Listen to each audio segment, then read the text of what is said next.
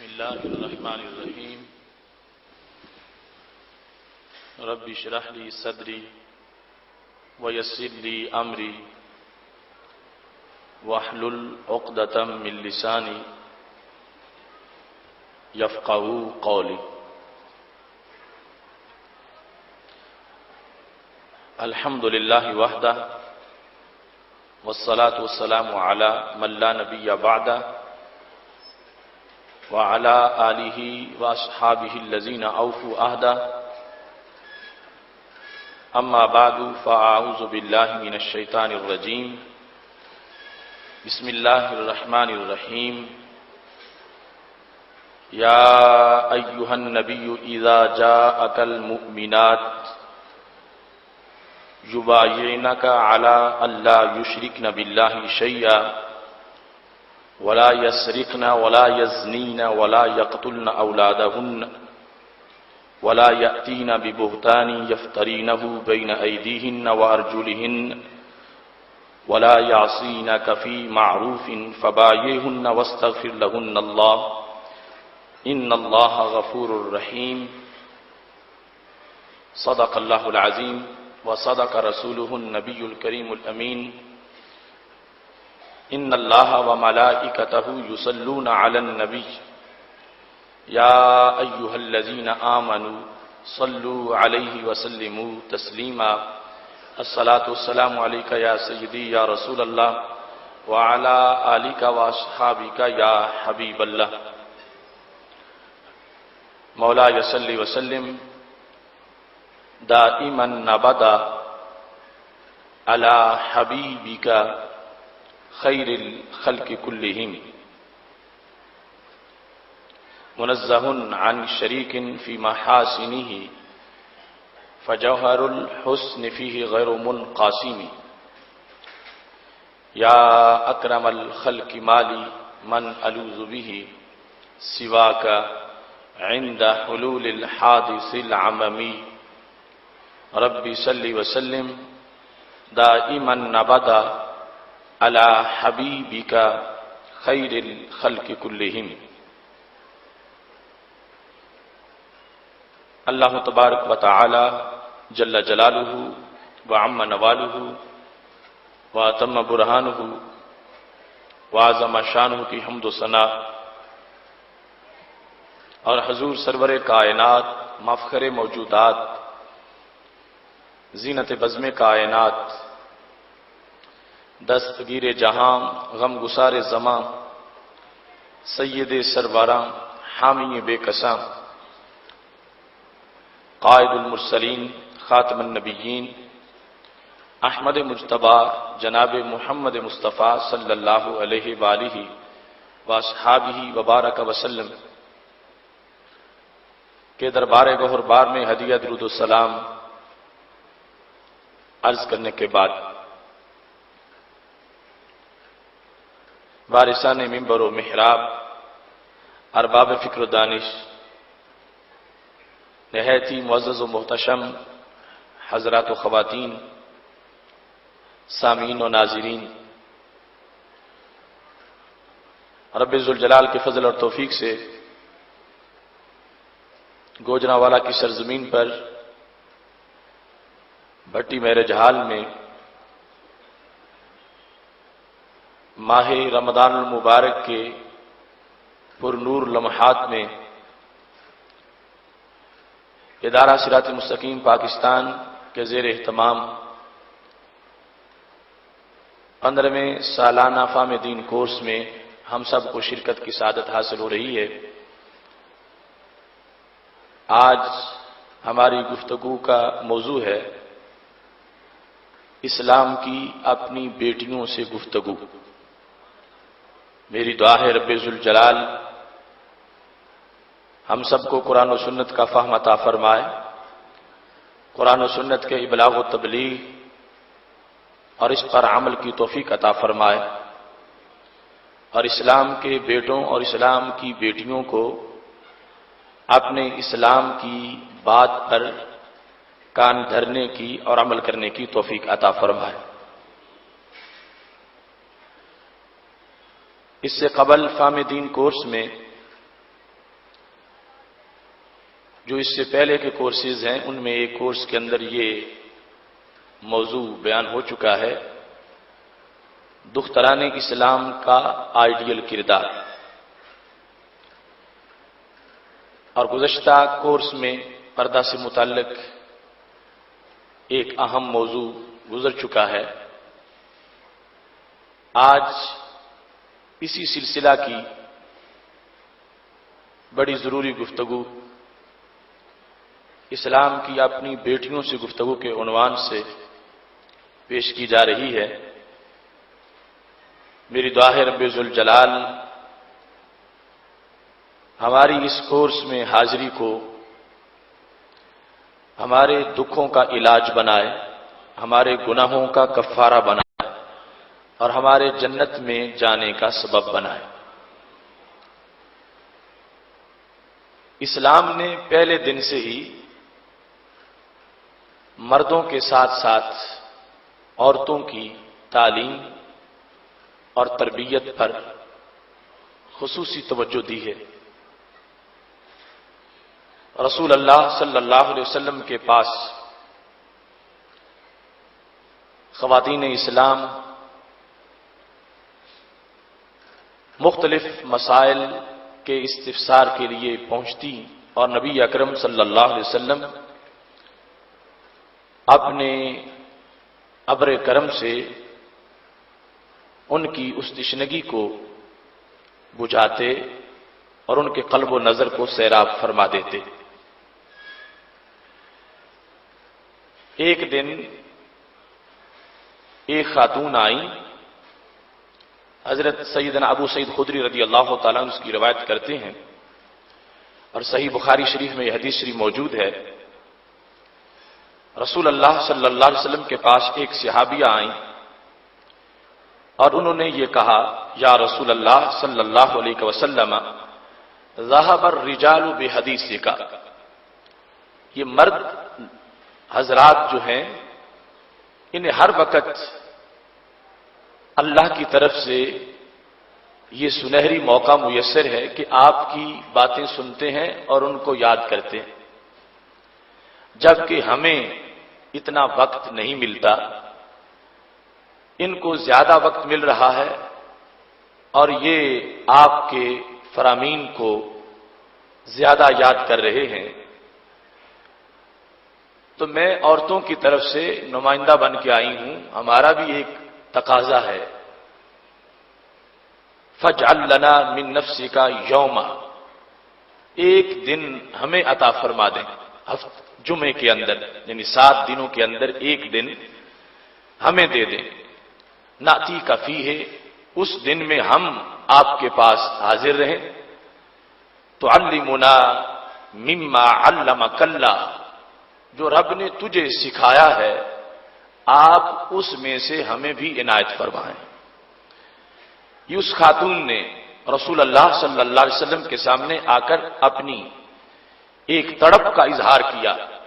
اور اس سے پتہ چلتا ہے کہ حق اور صداقت کے حصول کے لیے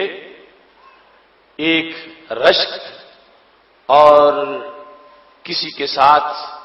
ایک مقابلہ، اس میں بھی اللہ کی طرف سے خیر کا کتنا سلسلہ موجود ہے، اور اس وقت کی دختر اسلام میں کس قدر دین کی تڑپ تھی۔ آج عورتیں جو حقوق مانگتی ہیں، مغرب زدہ عورتیں، کہ مردوں کو یہ ملا ہے تو ہمیں بھی یہ ملے، تو اس میں وہ باتیں عجیب و غریب ہوتی ہیں جس چیز کا وہ تقاضا کر رہی ہوتی ہیں۔ ان کے لیے تھیٹر کھل گیا ہے، ہمارے لیے بھی ہونا چاہیے، ان کے لیے یہ چیز بن گئی ہے، ہمارے لیے بھی ہونی چاہیے، مگر اس وقت دختر اسلام رسول اللہ صلی اللہ علیہ وسلم کے لیے کے دربار میں موجود ہیں اور کہتے ہیں، یا رسول اللہ صلی اللہ علیہ وسلم، انہیں یہ وقت میسر ہے کہ ان کی آنکھوں کے کٹورے تمہارے حسن کے سمندر سے لبریز ہوتے ہیں، اور مردوں کے کان تمہارے قیمتی الفاظ کے پھولوں کو چننے میں مصروف رہتے ہیں، اور ان کے قلب و نظر پر تمہارے چہرے کی تجلی پڑتی رہتی ہے، اور وہ تمہارے الفاظ کو یاد کر کے اپنے سینوں کو منور کرتے رہتے ہیں، تو پھر ایک دن ہمیں بھی عطا فرما دو کہ جو صرف ہمارا دن ہو، اس دن ہماری کلاس لگے، آپ ارشاد فرمائیں، ہم سنیں، ہم یاد کریں، ہم آگے پہنچائیں۔ یہ ایک تڑپ تھی ایک خاتون اسلام کی، ایک صحابیہ کی۔ رسول اللہ صلی اللہ علیہ وسلم نے ان کی اس درخواست پر توجہ کرتے ہوئے فوراً فیصلہ فرما دیا، اجتمعنا فی یوم کذا و کذا فی مکان کذا و کذا، فلاں دن فلاں جگہ آپ جمع ہو جاؤ، اور میں تمہیں جو رب نے مجھے علم دیا ہے اس سے حصہ عطا فرماؤں گا۔ تو اس طرح یہ سلسلہ بڑا پرانا ہے کہ خواتین کا جو نصاب دین میں حصہ ہے، رسول اللہ صلی اللہ علیہ وسلم نے اس کے لیے باقاعدہ ان کو وقت دیا، باقاعدہ ان کو سکھایا، انہوں نے اپنا حصہ مانگا۔ سید عالم نور مجسم شفیع معظم صلی اللہ علیہ وسلم پہلے بھی ان کی طرف نگاہ عنایت فرما رہے تھے، انہیں ضروری مسائل خود اس کی تعلیم ان کی دے رہے تھے، لیکن بطور خاص اب ان کے لیے دن معین ہو گیا، جگہ کو معین کر دیا گیا، وقت کو معین کر دیا گیا کہ یہ دن تمہاری کلاس کا دن ہے، اس میں تم نے آنا ہے، اور میں جو رب نے مجھے قرآن دیا ہے اور علوم عطا فرمائے ہیں اس میں سے بیان کروں گا، تم سنو گی اور تم یاد کر کے آگے اپنی نسل تک اس علم کو منتقل کرو گی۔ رسول اللہ صلی اللہ علیہ وسلم کے اس سلسلہ کے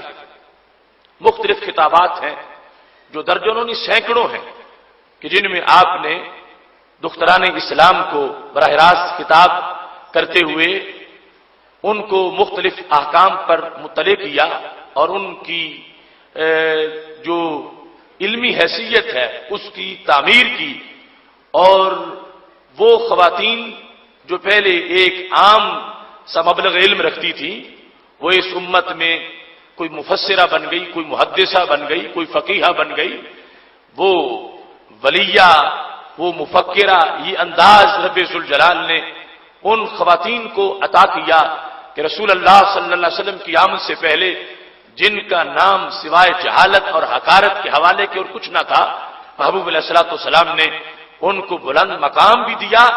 اور اپنی طرف سے ان کو علوم کا ایک مکمل نصاب بھی عطا فرمایا۔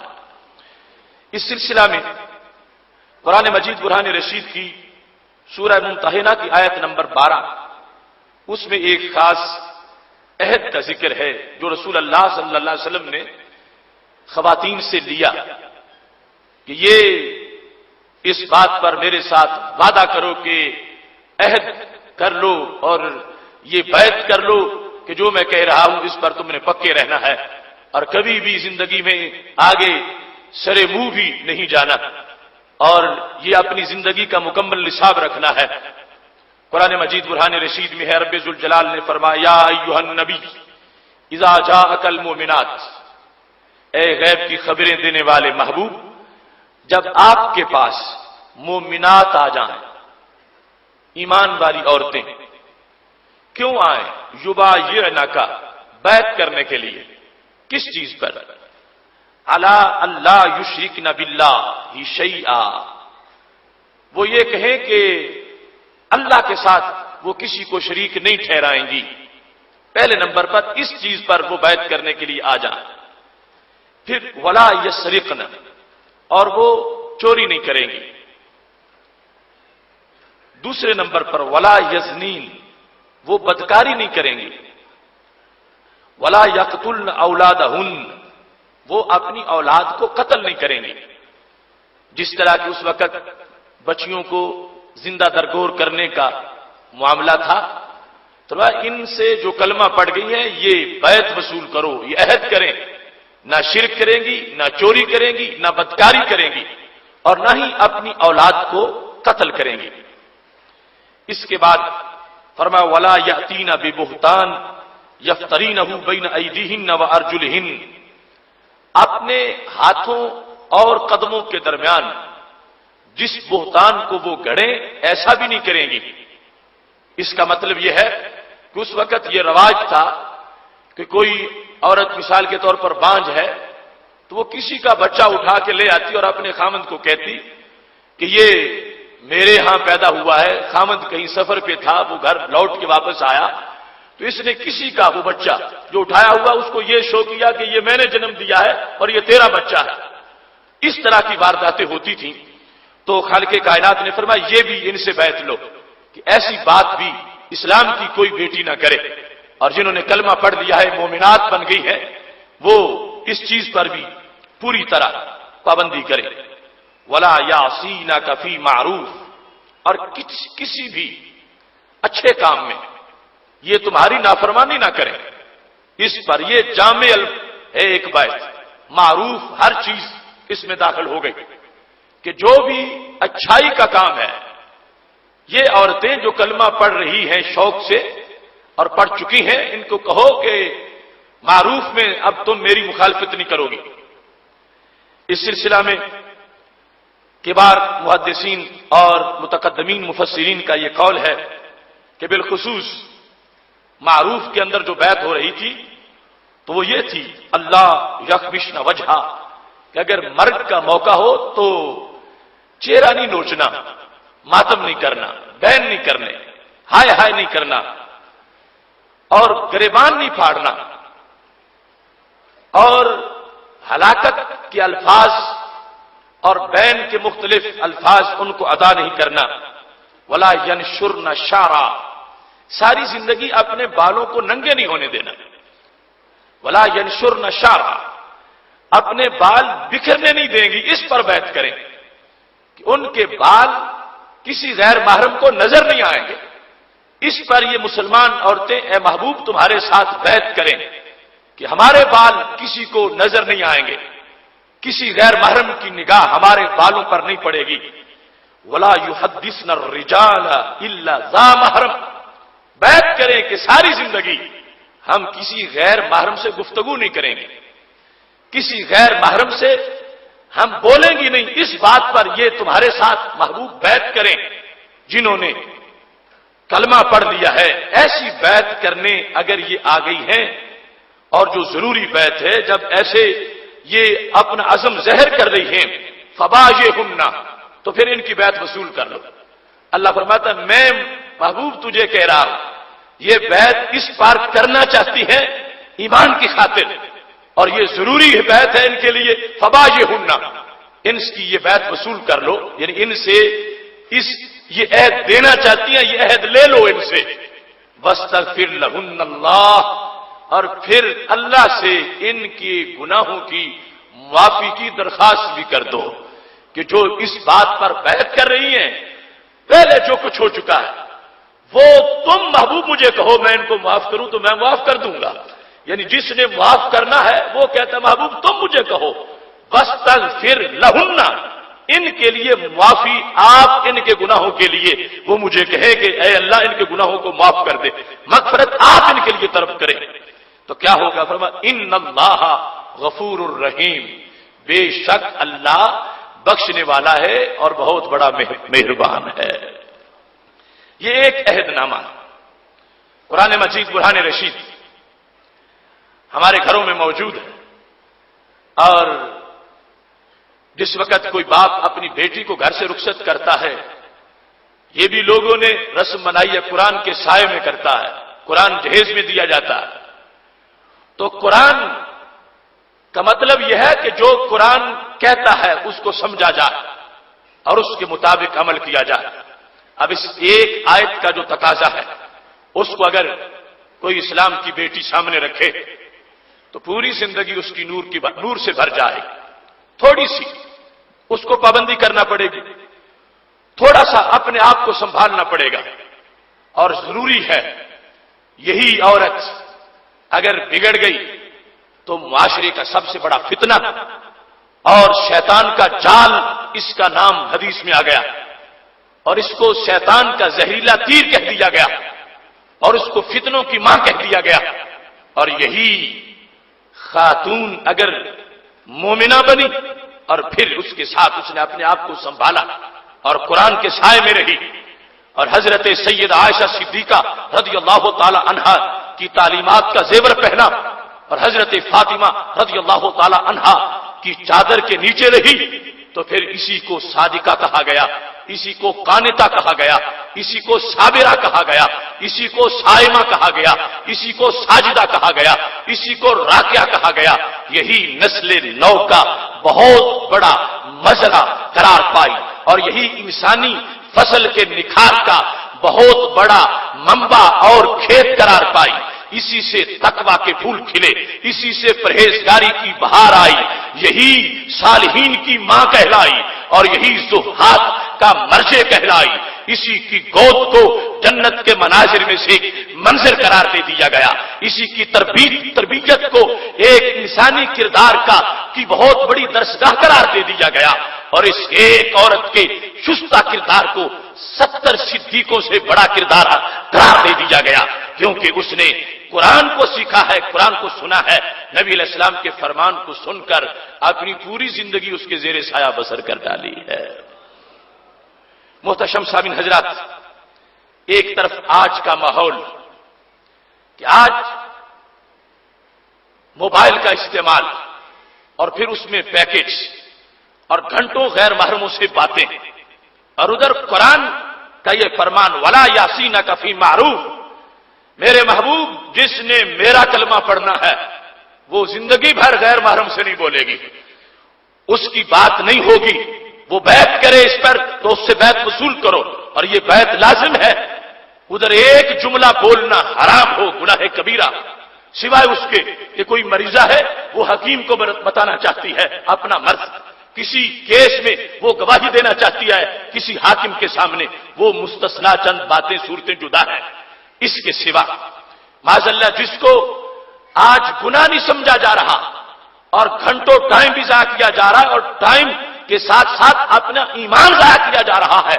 کہ ادھر تو حرام کر دیا گیا تھا کہ کسی غیر محرم سے بولنا اپنی دلی رغبت کی بنیاد پر اور باتیں کرنا اس کو ناجائز قرار دیا گیا، اور سید عالم نور مجسم شفیع معظم صلی اللہ علیہ وسلم نے ایک دختر اسلام کو بتایا گھر میں کیسے رہنا ہے، باہر کیسے نکلنا ہے، اگر مرگ کا وقت ہو تو اس وقت کیسے رہنا ہے، اگر شادی کا موقع ہو تو پھر کیسے رہنا ہے۔ آج معاذ اللہ یہ سمجھ لیا گیا ہے کہ جو شادی کا موقع ہوتا ہے وہ گویا کہ اس وقت ایک مومنہ ہی نہیں رہی، یعنی اس کو اس وقت چھٹی دے دی گئی ہے،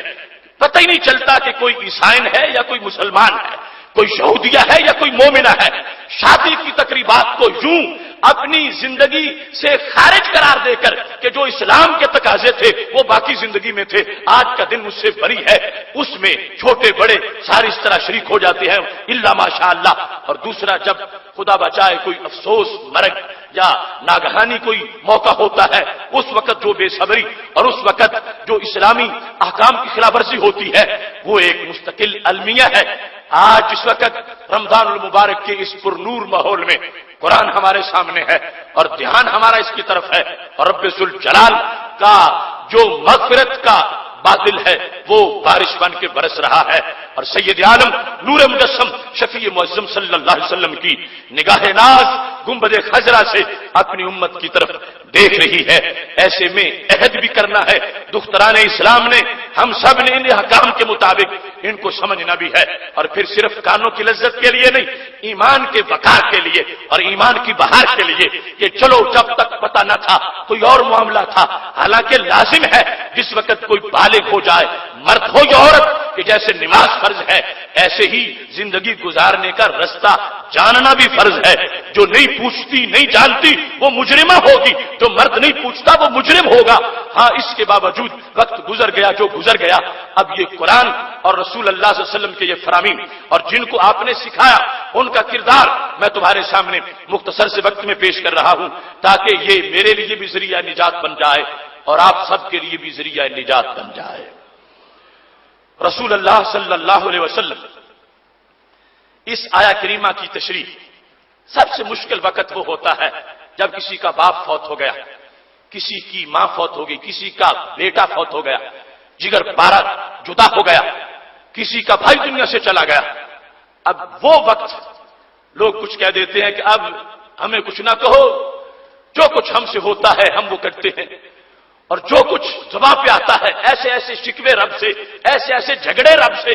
ایسی ایسی باتیں رب کو تانے کی زبان سے نکلتی ہیں کہ جس میں پتہ ہی نہیں چلتا کہ اس بندے نے رب کو رب مانا بھی ہے یا نہیں. اس نے دیا تھا وہ بچہ تو اس نے کوئی قیمت تو وصول نہیں کی تھی. اب اگر اس کے دنیا سے چلے جانے پر ایسے رب سے جھگڑے ہوں گے اور شکوے ہوں گے تو پھر رب ذوالجلال ناراض ہو جائے گا. اور جہاں صبر کا منظر ہوگا خالق کائنات فرشتوں کو کہے گا ابنوا لہو بیتا فی الجنہ وسموہ بیت الحم. جنہوں نے بچے کی میت پہ کھڑے ہو کے صبر کیا ہے فرشتوں ایک نیا محل ان کے لیے جنت میں بناؤ اور کہو یہ وہ ہے کہ جو صبر کرنے پر باپ کو مل جاتا ہے. ایسے ہی والدہ کا مقام. سید عالم نور مجسم شفیع معظم صلی اللہ علیہ وسلم کی ایک صحابیہ آ گئی. پاک محبوب علیہ الصلوۃ والسلام کا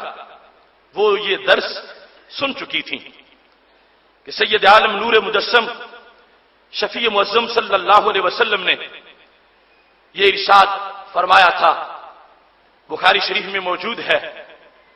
لیس منا من لطم الخدود وشق الجیوب ودعا بدعوى الجاہلیہ.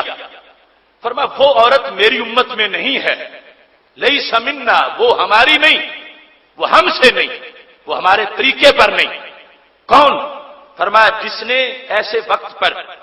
لطم الخدود کوئی بھی پرابلم تھا, مشکل آ گئی تھی, کوئی افسوس کی گھڑی تھی تو کیا کیا اس نے اپنے چہرے کو پیٹنا شروع کر دیا. لطم الخدود اپنے رخساروں پہ مارنا شروع کر دیا. تو میرے محبوب علیہ السلام نے فرمایا جس نے ایسا کیا میں نے اس کو دھکا دے دیا, نکل گئی وہ امت سے وہ خود. لطم الخدود جس نے اپنا چہرہ پیٹا وہ ہم میں سے نہیں ہے. مطلب یہ ہم نے اپنی شریعت اپنے طریقے سے اس کو نکالا, وہ خود نکل گئی.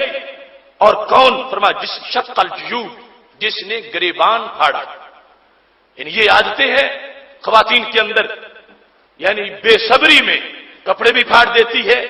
ایسی آفات اور ناگہانی مصائب کے موقع پر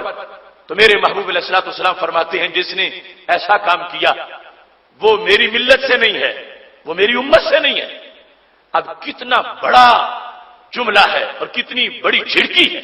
اور کتنا جھنجھوڑ رہے ہیں میرے محبوب علیہ الصلوۃ والسلام جو سارے جہانوں کے لیے رحمت بن کے آئے ہیں اور جو ذرے ذرے پر ابر کرم بن کے برسے ہیں. اور جنہوں نے دیکھا کہ انسانیت جہنم میں جا رہی ہے فرمایا تم تو پتنگوں کی طرح چھلانگیں لگا کے جہنم میں جا رہے تھے. انا آخذ بحجزکم میں نے تمہیں کمر سے پکڑ لیا ہے, تمہیں جہنم میں نہیں جانے دوں گا. اتنا سمجھایا ہے, اتنا سکھایا. فرمایا میں بتا رہا ہوں کہ جس نے کلمہ پڑھ لیا اب وہ عورت اگر ایسے موقع پر, اور عورت کے لیے تو مرد کا نصاب بھی ہے, یعنی مرد یہ نہ سمجھے کہ ہمارے لیے کوئی چھٹی ہے, لیکن چونکہ زیادہ ایسے واقعات ان سے سرزد ہوتے ہیں تو محبوب علیہ الصلوۃ والسلام فرمانے لگے شق الجیوب جس نے گریبان پھاڑ لیا وہ ہم میں سے نہیں. اس کا دوسرا معنی یہ ہے کہ جس نے قمیص کا سامنے گریبان بنوا لیا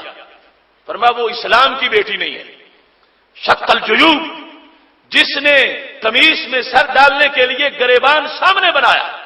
فرمایا وہ اسلام کی بیٹی نہیں ہے. ودعا بدعوى الجاہلیہ جس کا باپ فوت ہو گیا تھا یا بھائی یا بیٹا تو بول رہی تھی واہ جبالا واہ عددا, اس طرح کے لفظ اپنی طرف سے بین میں استعمال کر رہی تھی. تو فلاں کا فلاں, تو کتنا بڑا تھا, تو کتنا بڑا تھا,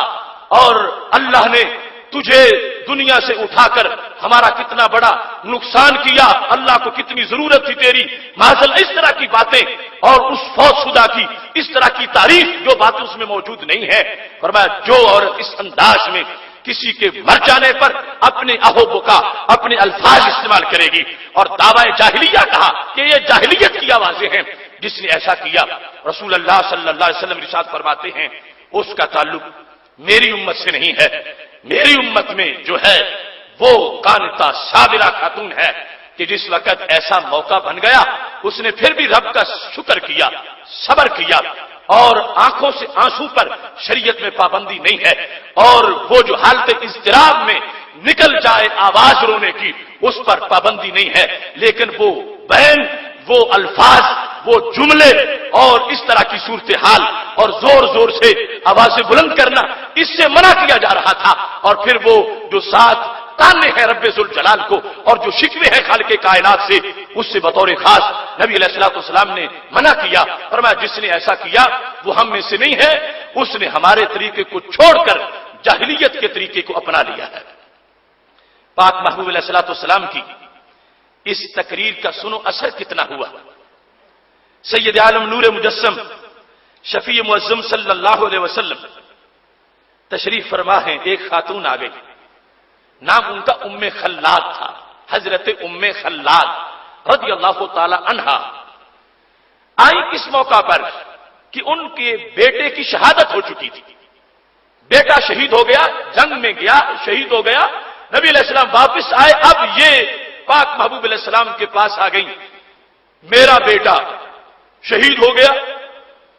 اس کے بارے میں سرکار دو عالم صلی اللہ علیہ وسلم سے کچھ پوچھنا چاہتی ہیں،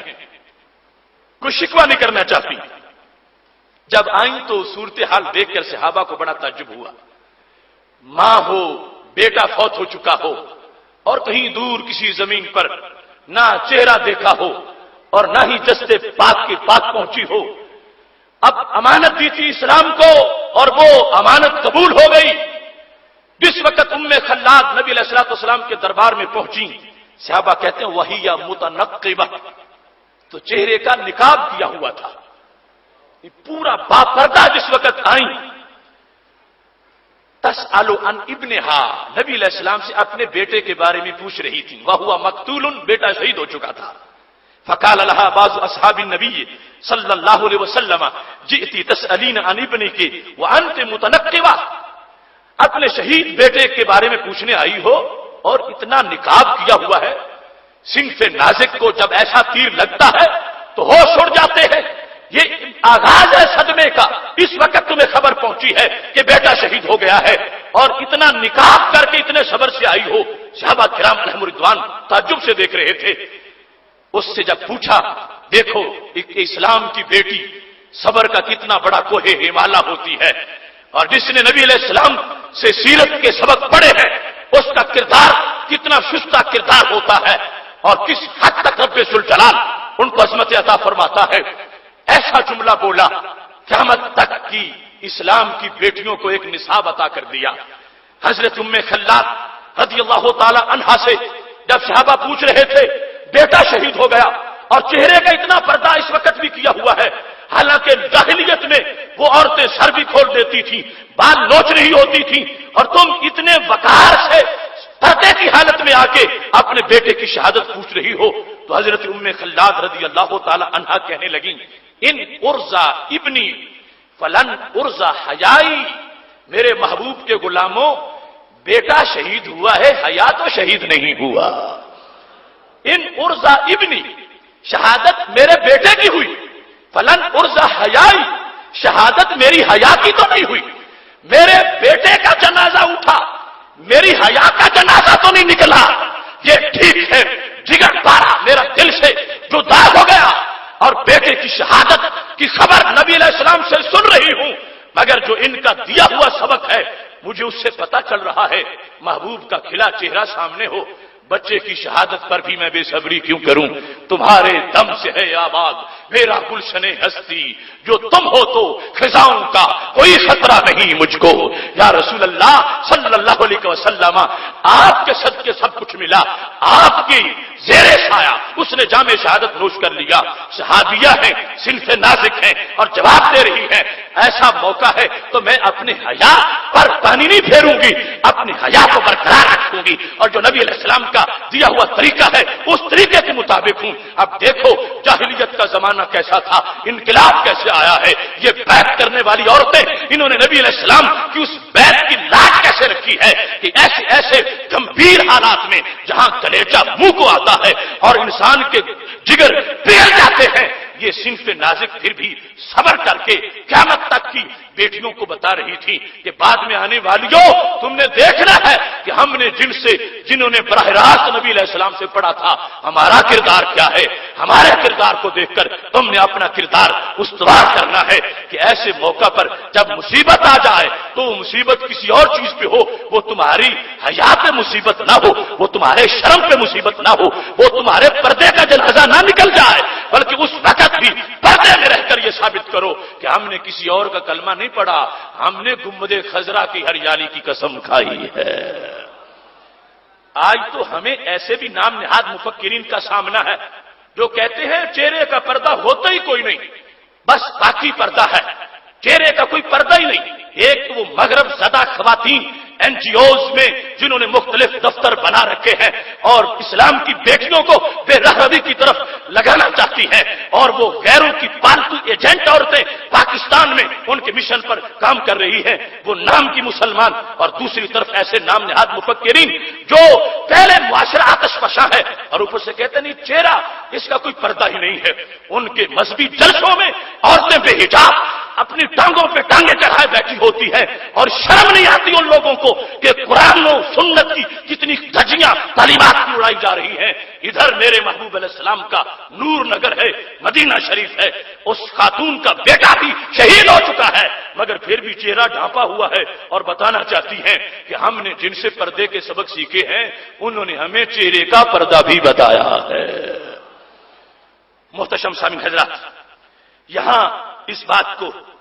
بڑا اچھی طرح سمجھنا چاہیے کہ کس طرح اس موقع پر اسلام نے اپنی بیٹی کی تعلیم دی اس کو اور اس کی تربیت کی۔ بخاری شریف میں یہ بات بھی موجود ہے، حضرت زینب بنت ابی سلمہ رضی اللہ تعالی عنہا اس کی راویہ ہے، وہ کہتی ہیں کہ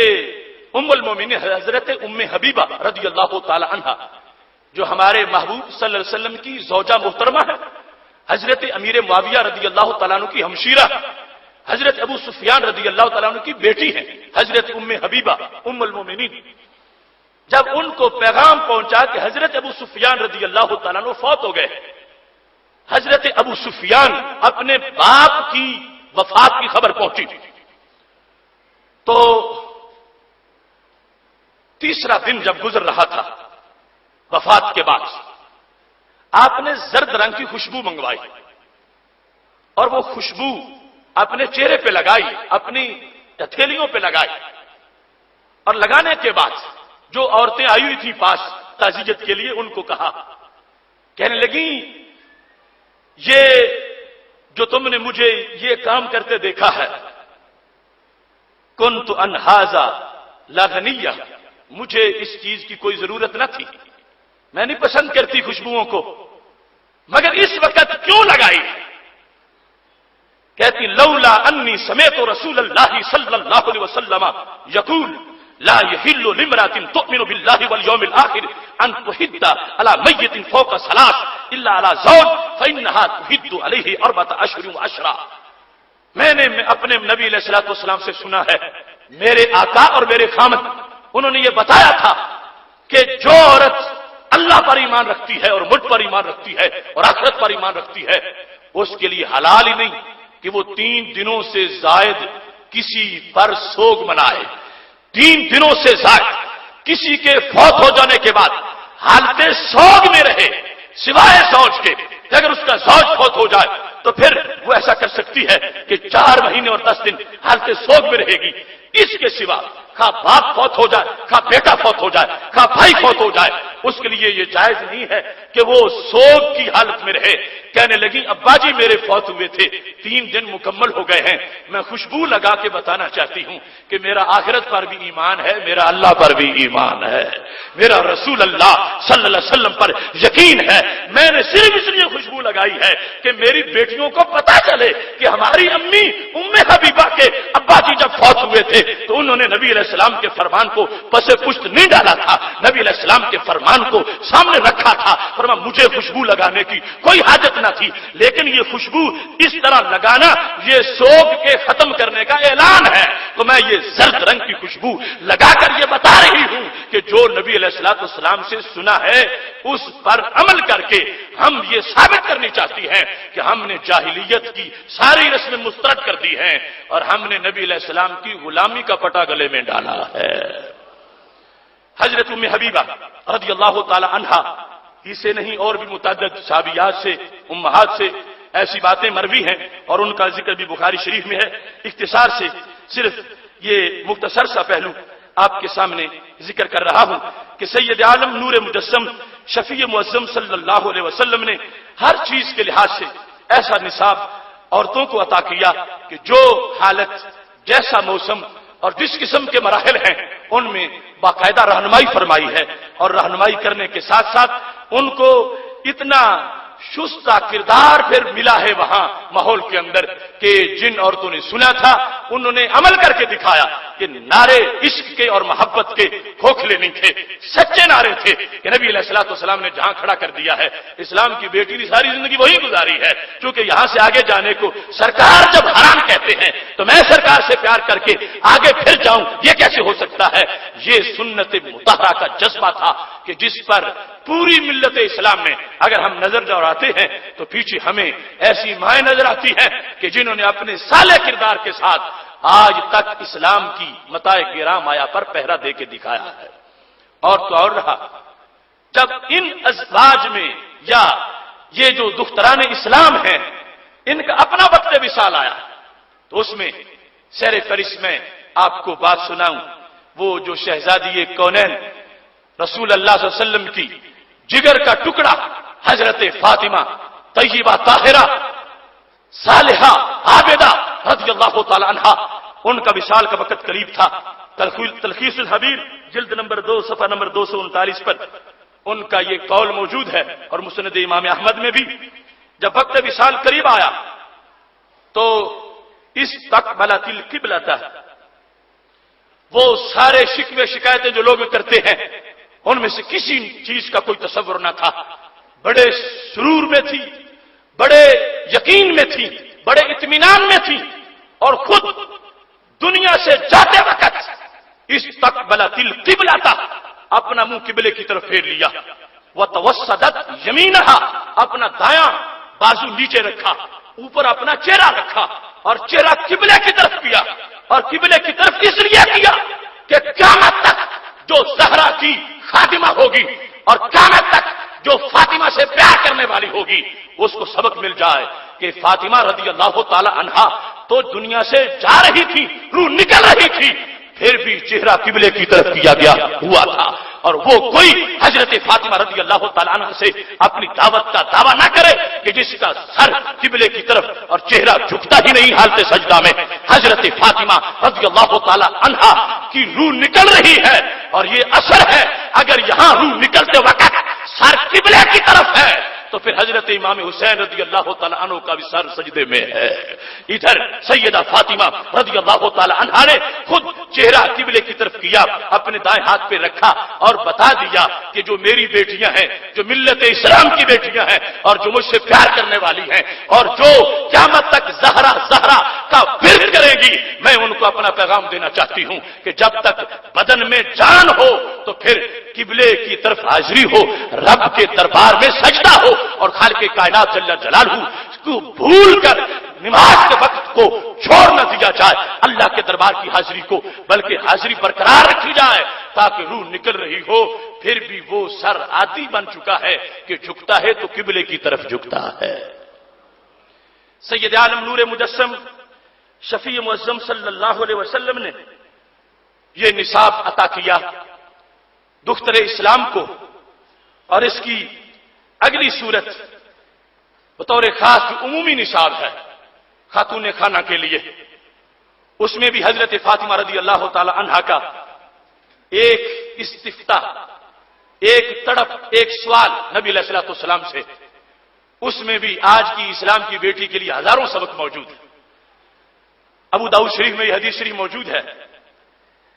حضرت علی رضی اللہ تعالیٰ عنہ اس کے راوی ہیں، اور حضرت علی رضی اللہ تعالیٰ عنہ اپنے دوستوں کو یہ حدیث سنایا کرتے تھے، اور اس طرح تمہید سے شوق دلا کر الا احدثک انی وعن فاطمہ بنت رسول اللہ صلی اللہ علیہ وسلم، میں تمہیں اپنا اور فاطمہ رضی اللہ تعالی عنہا جو نبی علیہ الصلوۃ والسلام کی شہزادی ہیں، ہم اپنی ایک آپ بیتی تجھے نہ سناؤں، اپنا ایک معاملہ میرا اور فاطمہ رضی اللہ تعالی عنہا کا نبی علیہ السلام کے دربار میں آنا جانا، اس کے بارے میں تمہیں نہ بتاؤں؟ اب لوگ شوق سے کہتے بتاؤ وہ کون سی بات ہے جس کو تم اس انداز میں بیان کرنا چاہتے ہو؟ تو حضرت علی رضی اللہ تعالی عنہ یہ سنا کرتے تھے، کہنے لگے فاطمہ رضی اللہ تعالی عنہا جن کے بارے میں پچھلا موضوع جو اہل بیت اطہار کا گزرا ہے تم نے سنا کہ حضرت سلمان فارسی رضی اللہ تعالی عنہ گئے تھے حضرت علی رضی اللہ تعالیٰ عنہ کو بلانے کے لیے، تو چکی چل رہی تھی، کوئی ہاتھ نظر نہیں آ رہا تھا، تو نبی علیہ السلام نے فرمایا اللہ نے کچھ فرشتوں کی ڈیوٹی لگا رکھی ہے کہ وہ اہل بیت کی چکی چلا دیتے ہیں، آٹا پیس دیتے ہیں۔ وہ منظر اور اس سے پہلے کا منظر، وہ مقام کیسے ملا اور وہ عظمت کیسے ملی؟ حضرت علی رضی اللہ تعالی عنہ کہتے ہیں کہ حضرت فاطمہ رضی اللہ تعالی عنہا اتنی بڑی شخصیت ان کی، اتنا بڑا مقام ان کا، مگر خاتون خانہ ہونے کے لحاظ سے کرتی کیا تھی، کردار کتنا تھا، اور اپنے گھر کو کیسے چلاتی تھی، اور گھر کے چلانے میں ان کا طریقہ کیا تھا؟ کہنے لگے انہا جرت برہا حتی اثر فی یدہا، کہ حضرت فاطمہ رضی اللہ تعالی عنہا نے اپنے گھر روٹی پکانے کے لیے، آٹا پیسنے کے لیے اتنی چکی چلائی کہ اس چکی کی دستی کے نشان حضرت فاطمہ رضی اللہ تعالی عنہا کے ہاتھوں پہ پڑ چکے تھے۔ آج یہ حدیث سنتے وقت آج بھی دختران اسلام کو سوچنا ہے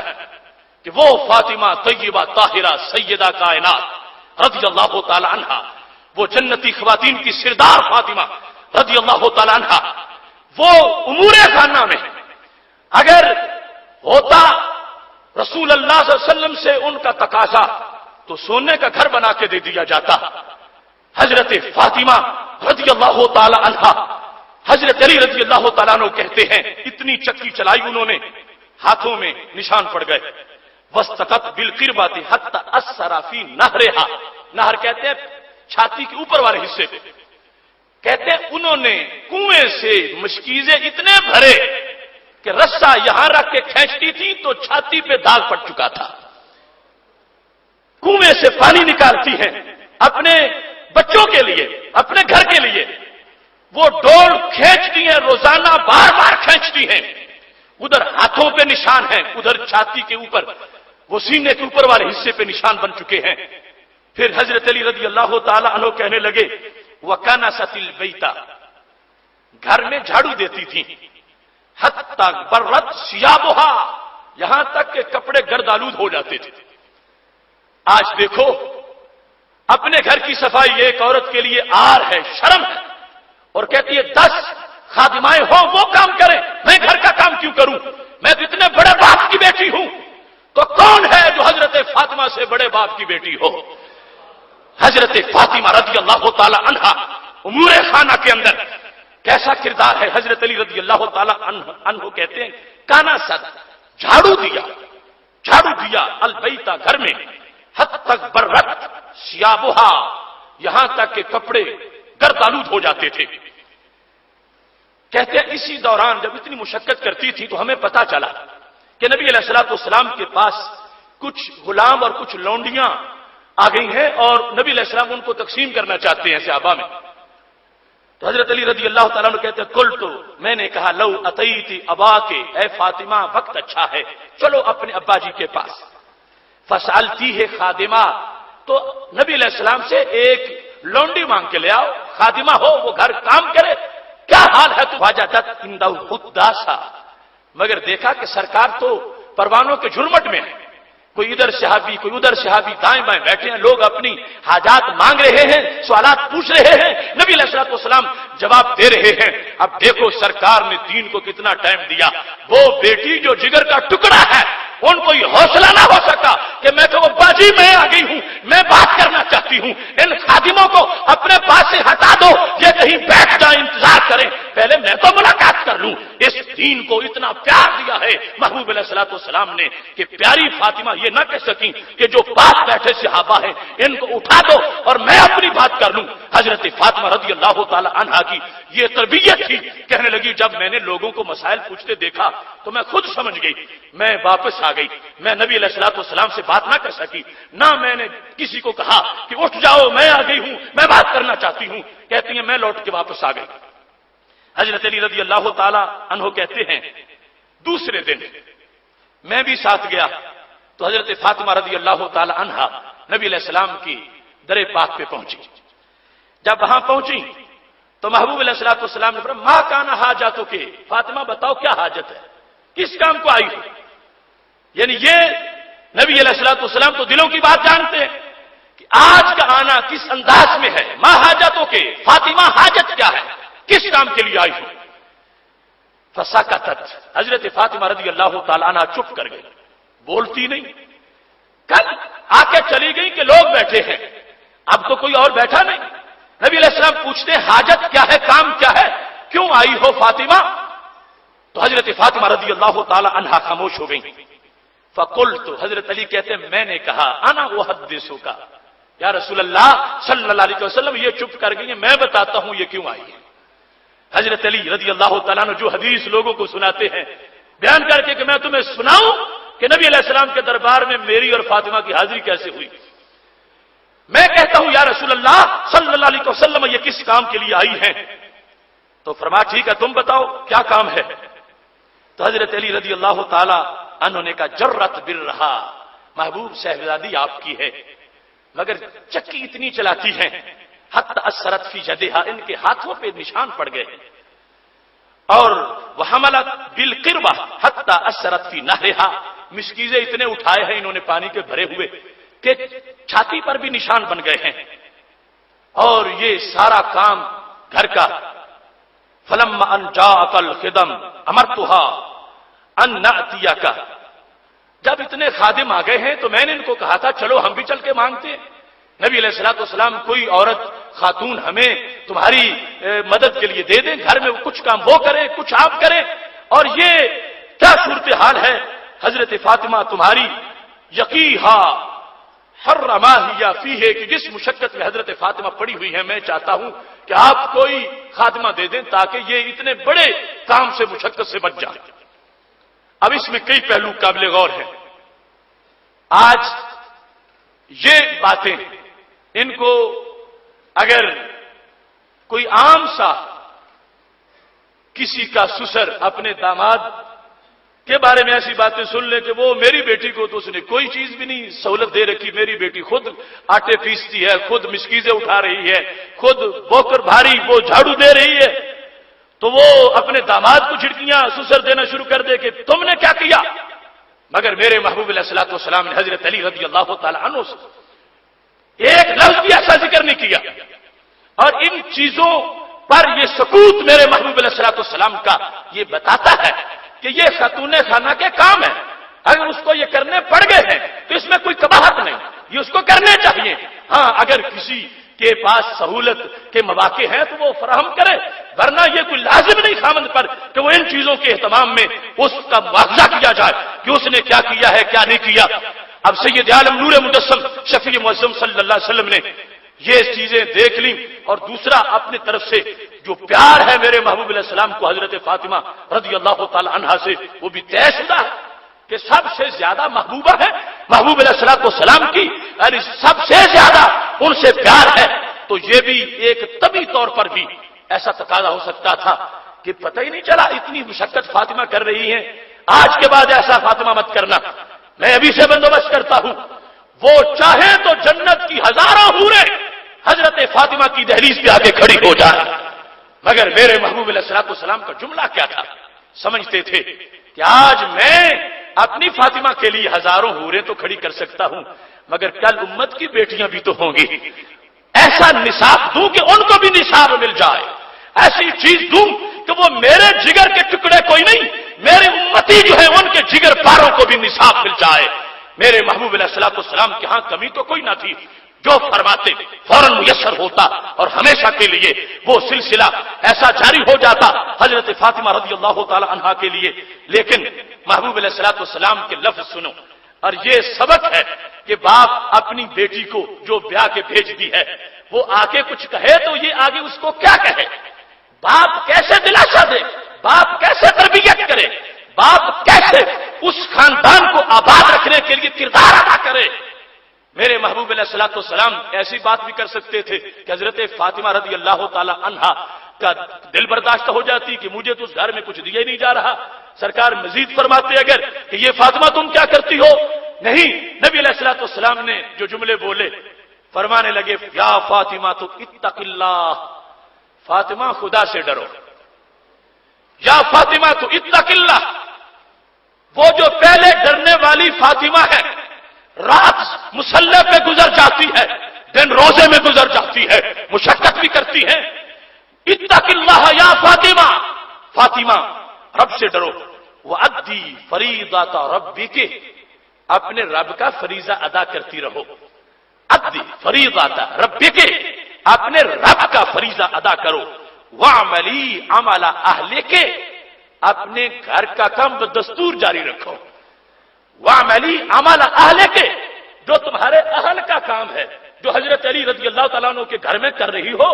یہ کرتی رہو. اور ترتیب بیان کر دی، تقوی حاصل رکھو، پہلے بھی متقی مزید حاصل کرو، اور پھر اپنے رب کا فریضہ، اور اس کے بعد شوہر کی خدمت. حضرت سیدہ فاطمہ رضی اللہ تعالی عنہا کو سرکار نصاب دے رہے ہیں. اگر محبوب چاہتے تو اپنی بیٹی کے لیے جو چاہتے 1 منٹ سے پہلے میسر ہو جاتا. پر قیامت تک کی فاطمہ کی خادمائیں بھی آئیں گی، حضرت فاطمہ سے پیار کرنے والی بیٹیاں پیدا ہوں گی، تو سب کے لیے جامع نصاب ہو. فرمایا فاطمہ رب ذوالجلال سے ڈرو، اپنے رب کا فریضہ ادا کرو، اور پھر اس کے ساتھ ساتھ کیا کرو؟ وَعْمَلِي عَمَلَ أَهْلِكِ، اپنے اہل کا کام جو کرتی ہو کرتی رہو، اس میں کوئی حرج نہیں. کتنا شستہ افکار کا انداز ہے. حالانکہ ایک طبی محبت بھی غالب ہو سکتی تھی، ایک انسانی خواہش بھی، اور اس میں نبی علیہ الصلوۃ والسلام روک دیتے نہیں، یہ کام چھوڑ دو، ہم کسی کی ڈیوٹی لگا دیتے ہیں. فرمانی وَعْمَلِي عَمَلَ أَهْلِكِ، جو کر رہی ہو وہ کرتی رہو. سید عالم نور مجسم شفیع معظم صلی اللہ علیہ وسلم کا یہ جملہ، یہ قیامت تک کے لیے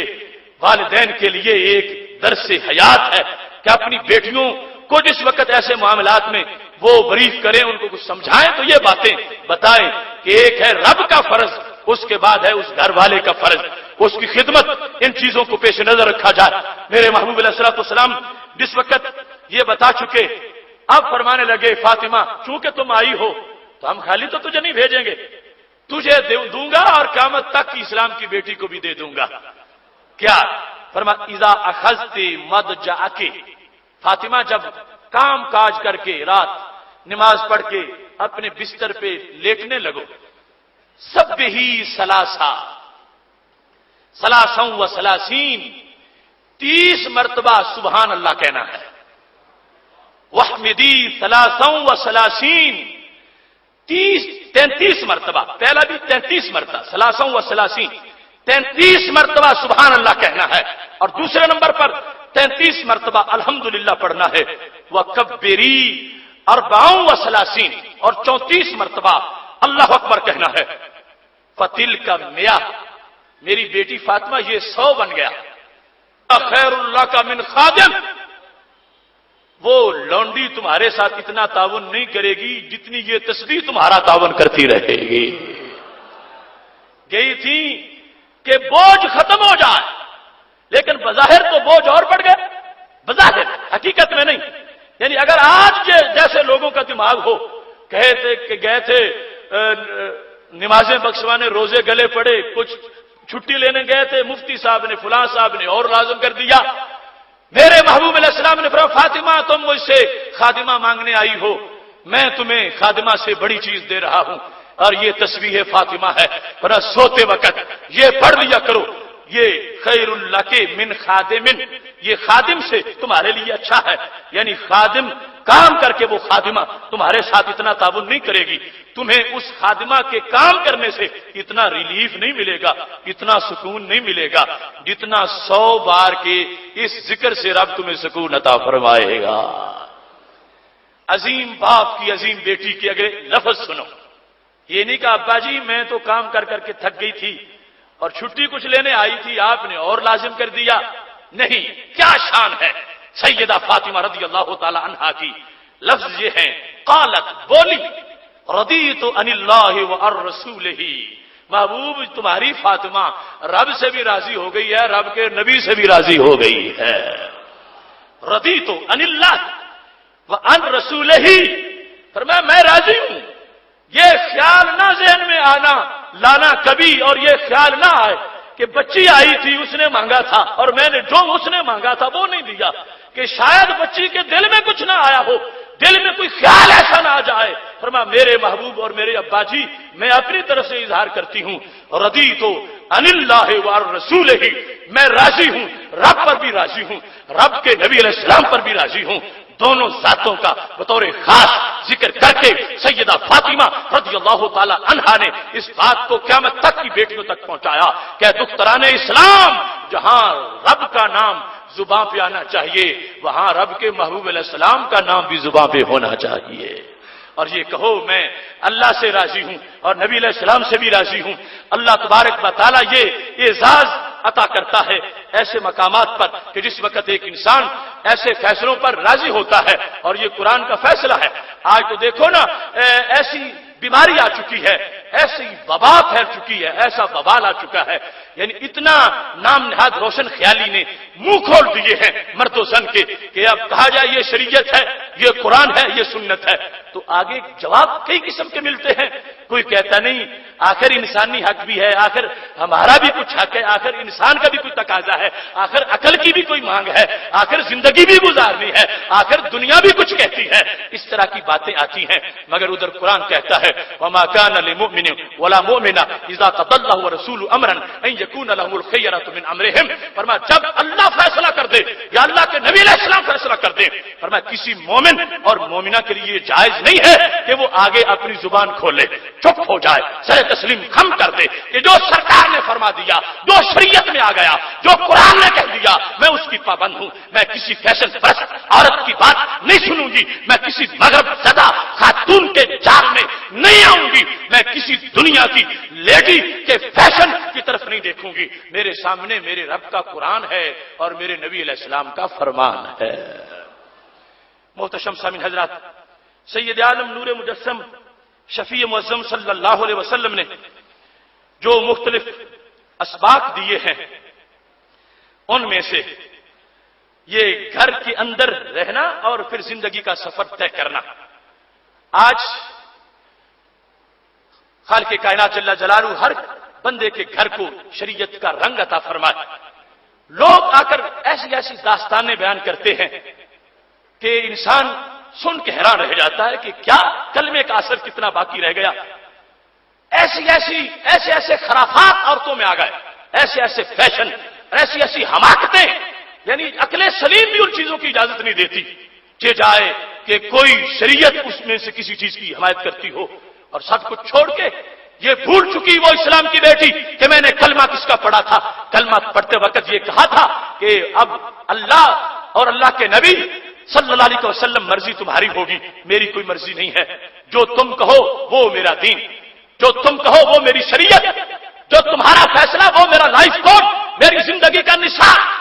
مگر راہ زندگی میں چلتے چلتے بھول گئی، کبھی کسی صنم خانے میں، کبھی کسی فیشن قدے میں، اور کبھی کسی بیوٹی پارلر میں، اور کبھی کسی فیشن شو میں، اور کبھی کسی انداز میں، کبھی کسی میلے ٹھیلے میں، اسے یاد نہ رہا کہ عہد کیا کیا تھا، کلمہ کیا پڑھا تھا، دستور کس انداز کا ہونا چاہیے۔ اور پھر مجھے افسوس سے کہنا پڑتا ہے کچھ مذہبی لوگوں نے اب میلاد کے نام پر بھی میلے اس انداز کے فیشن شو اور ثقافتی انداز میں مذہبی تقریبوں کو شو کرنے کے انداز شروع کر دیے ہیں۔ بے پردہ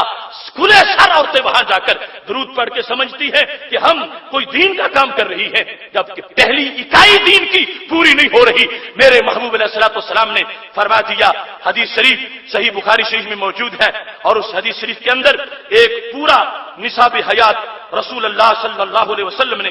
اپنی امت کو عطا فرمایا ہے،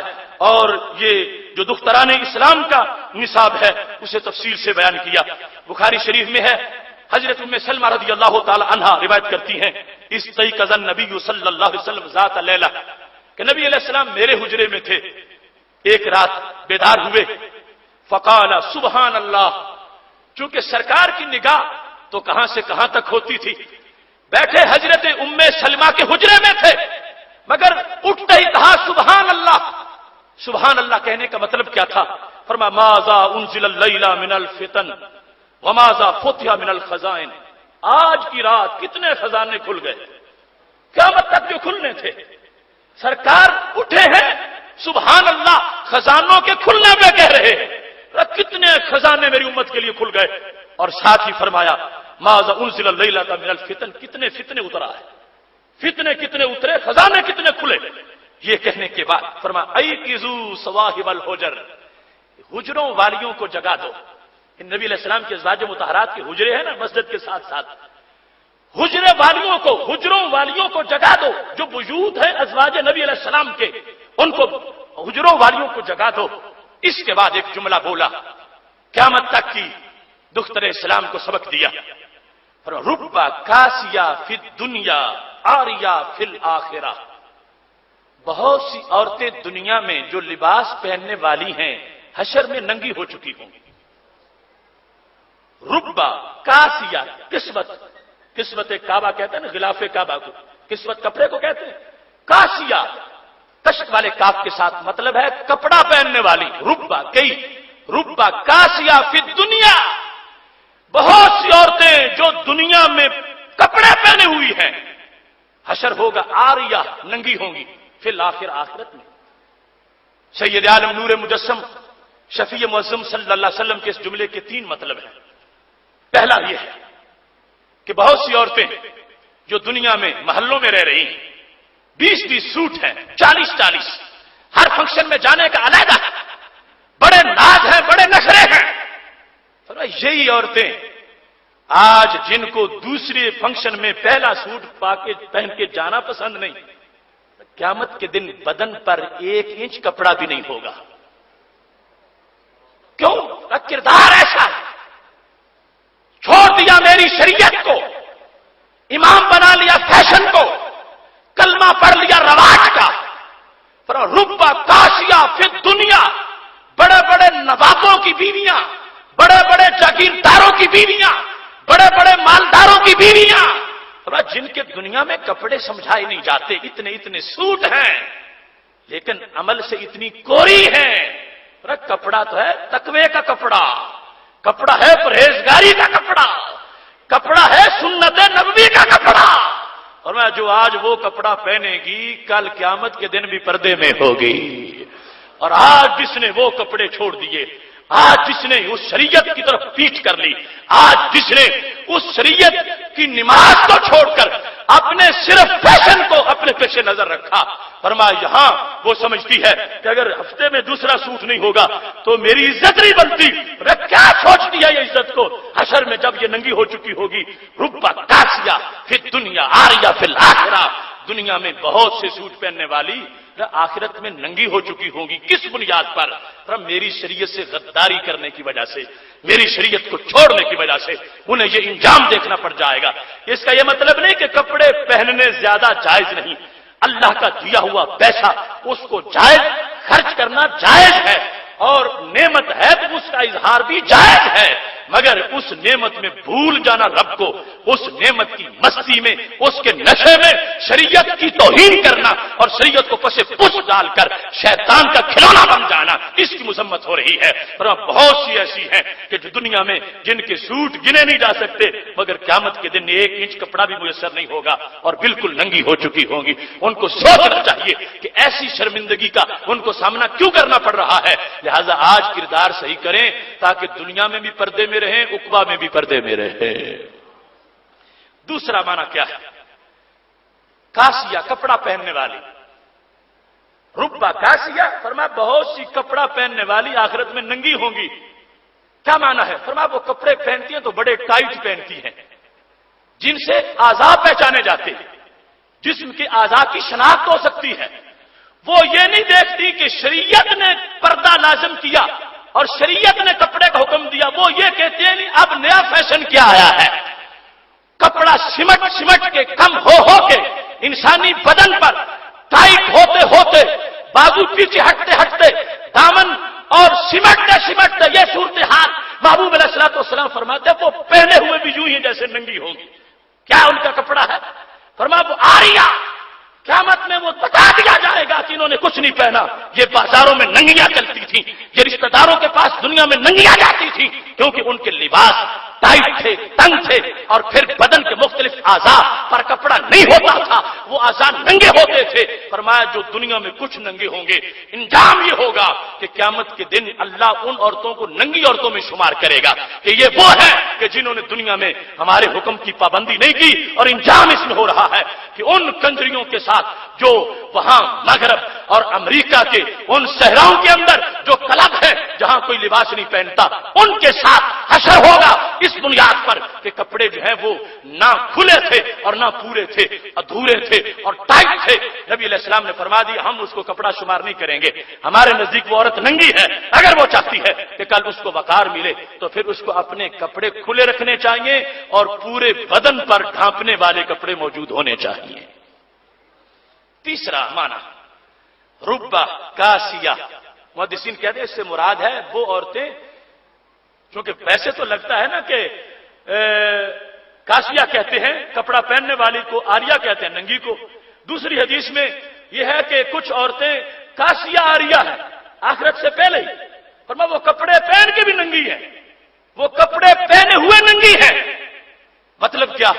नबी अलैहि सलाम फरमा रहे इतने पतले कपड़े पहनती हैं कि जिससे बदन का रंग नजर आता है, ऐसे पतले कपड़े पहनती हैं जिससे बदन का रंग नजर आता है।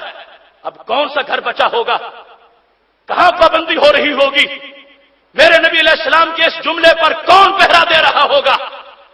कहां इस बात का एहतमाम किया जा रहा है। महबूब अलैहिस्सलाम फरमा रहे जिसने पतला कपड़ा पहना, कितना पतला कि जिससे उसका बदन नजर आ रहा है, बदन का रंग। अब तो उससे आगे की खराफात हो चुकी है। फरमाया ऐसा कपड़ा जिस खातून ने पहना मेरी उम्मत में, मैं उसको कपड़े वाली नहीं कहता, मैं उसको नंगी कहता हूं। सरकार फरमाते वो नंगी है, उसने कपड़ा नहीं पहना। पतला कपड़ा खातून का कपड़ा नहीं है, पतला कपड़ा खातून का लिबास नहीं है, पतला कपड़ा वो खातून का लिबास शरीयत में शुमार नहीं हो रहा। ये फरमान है हमारे महबूब अलैहिस्सलाम का। इस सिलसिला में एक तजवीज भी है टेक्सटाइल वालों के लिए कि वो जो रोजाना कोई ऐसी वैरायटी ला रहे हैं हर बाद वाले वक्त में जो पहले से मजीद वो पतली है, हल्की है और इस तरह की सूरत हाल बनती जा रही है, तो उनको एहतमाम करना चाहिए। कोई खरीदे या ना खरीदे, वो ऐसी चीजें न बनाए और फिर लेने वाली अगर कलमा पढ़ने वाली है उनको सोचना चाहिए कि जिस रब ने हमें नमाज का हुक्म दिया है उस रब ने कपड़े का भी हुक्म दिया है। और नबी अलैहिस्सलाम ने नमाज की जैसे रकतें बयान की हैं ऐसे इस कपड़े की किस्में भी बयान की हैं। और मेरे महबूब अलैहिस्सलाम से प्यार का तकाजा यह है कि आज इस्लाम की बेटी इतने अपने कपड़े वो जो शरीयत चाहती है, यानी जिससे बदन की ना नुमाइश हो, ना आज़ा की शनाख्त हो सके और ना ही पतला कपड़ा हो, गहरा कपड़ा पहनकर अपनी तरफ से ये सबूत दे कि मैं इश्क रखती हूं अपने महबूब अलैहिस्सलाम का और मैं शरीयत मुतहरा की अलंबरदार हूं। और पूरे पर्दे के साथ जिस वक्त वो एहतमाम करने वाली है तो नबी अलैहिस्सलाम ने 70 सिद्दीकों से बड़े सवाब का ऐलान फरमाया है। मोहतरम सामीन हजरात, एक एक हदीस ये फरमान है मेरे महबूब अलैहिस्सलाम का। सोसाइटी में मैं आपके साथ हूं, यानी कोई इस बुनियाद पर आपसे नहीं बात कर रहा कि मेरा अमल जो तुमसे कहीं आगे है और अच्छाई में मैं कहीं तुमसे आगे हूं। नहीं, मैं भी आपकी तरह इन हदीसों का, इस निसाब का एक तालिब इल्म हूं। मुझसे मुआवजा है, मेरी भी कोशिश है कि ये मुकम्मल तौर पर इस पर अमल होना चाहिए। और ये दर्द बांटना ही इस वक्त इदारा सिरात मुस्तकीम का मंशूर है कि उम्मत जिस वक्त भूलती जा रही है, पिछड़ गई हक के रास्ते से और बिगड़ गई राह हक के छोड़कर और ऐसे ऐसे फैशन और बतौर खास वो जो पाक मकामात हैं मुकद्दस, जहां से नस्लें आबाद होनी हैं और जहां तकवे के फूलों की उम्मीद रखते हो, अगर वहां परहेजगारी नहीं होगी तो तकवे की फसल कैसे पक सकेगी। और उस परहेजगारी के ज़ाब्ते ये हैं जो और नहीं हमारे महबूब अलैहिस्सलाम ने अपनी जुबान से खुद बयान फरमाए हैं। इसके साथ साथ इस्लाम की एक बेटी का जज्बा दीन में हर लिहाज से इतना कामिल होना चाहिए कि उसमें जोशे जिहाद भी हो,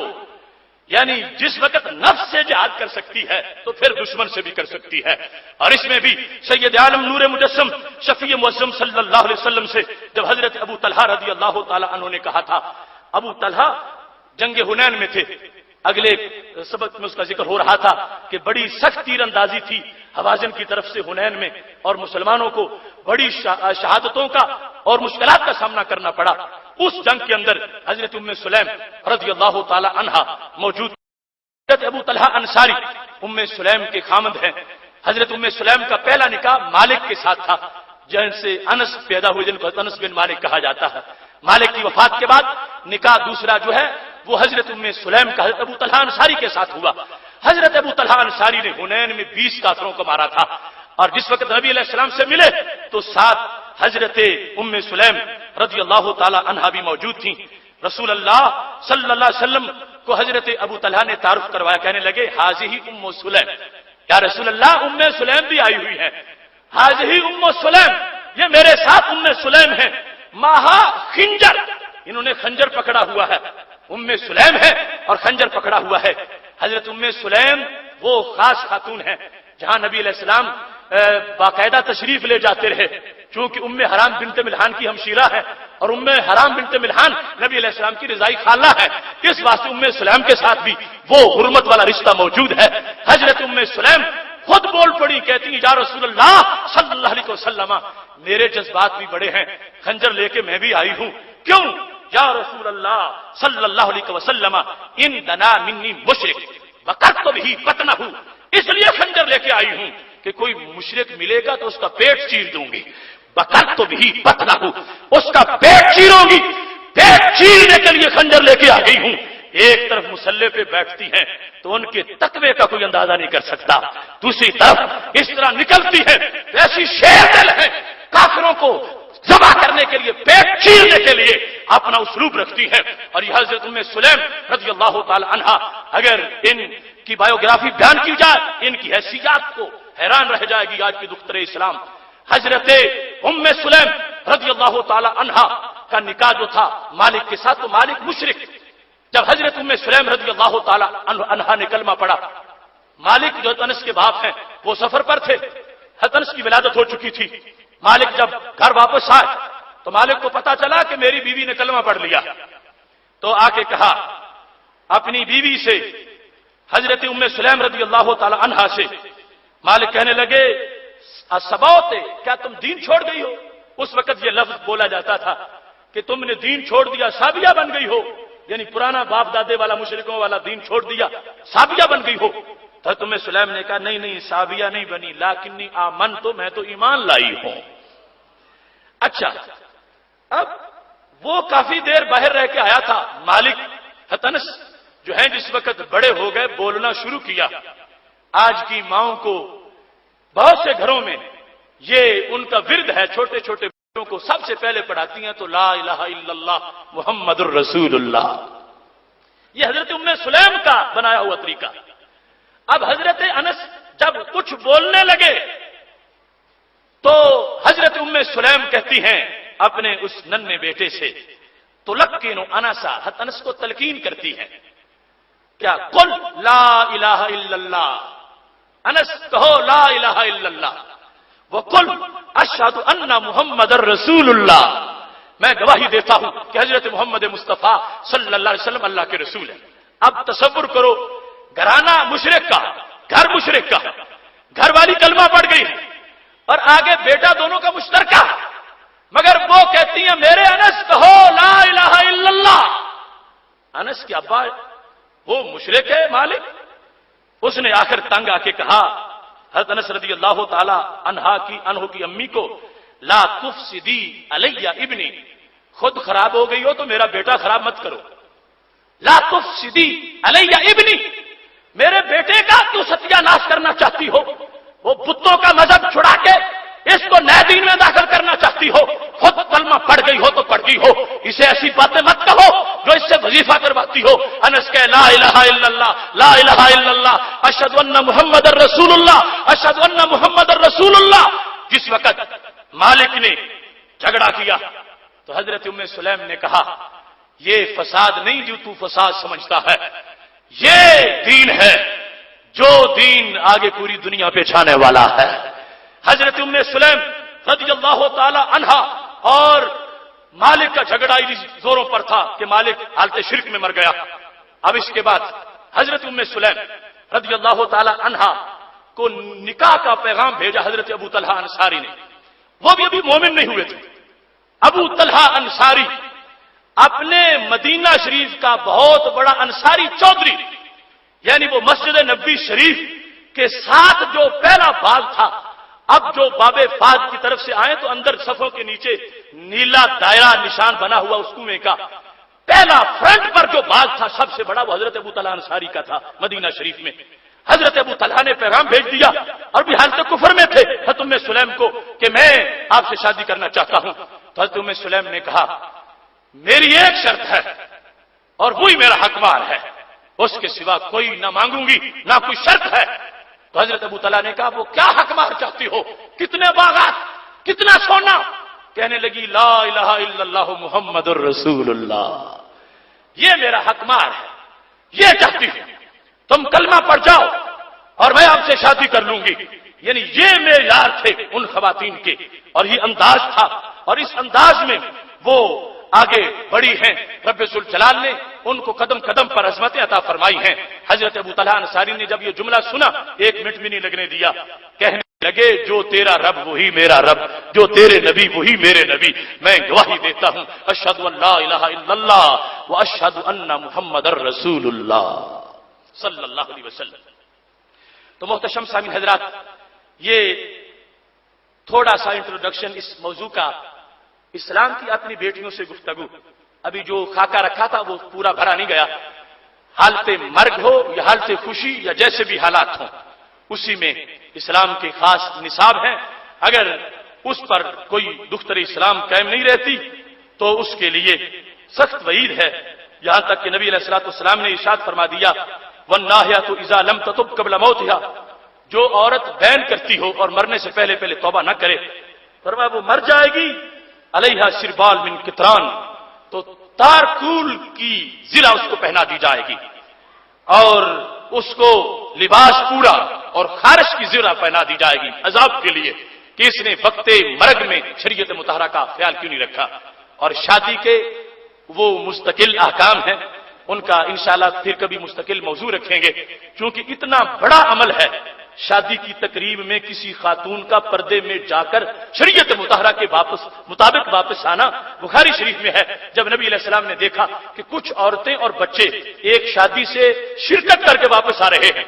فقام ممتنا، نبی علیہ السلام جلدی سے کھڑے ہو گئے